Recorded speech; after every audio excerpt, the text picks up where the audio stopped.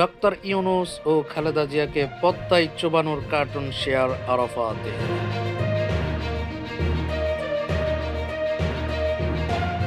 Welcome করতেছি আপনাদেরকে news by BD থেকে। একটি গুরুত্বপূর্ণ নিউজ আপনাদের সামনে উপস্থাপন করব। এই যে আপনারা একটি কার্টুন দেখতে পাচ্ছেন, আরাফাত যে কার্টুনটি শেয়ার করেছিল, শেখ হাসিনা পদ্মা সেতুর উপরে বসে মুচকি মুচকি হাসছেন, আর ডক্টর ইউনূস এবং খালেদা জিয়া পদ্মা সেতুর নিচে পদ্মা নদীতে হাবুডুবু খাচ্ছেন।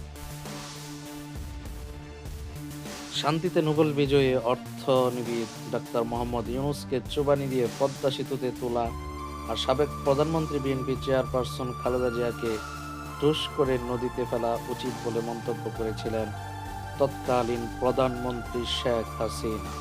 2022 সালের মে মাসের ঘটনা এটি।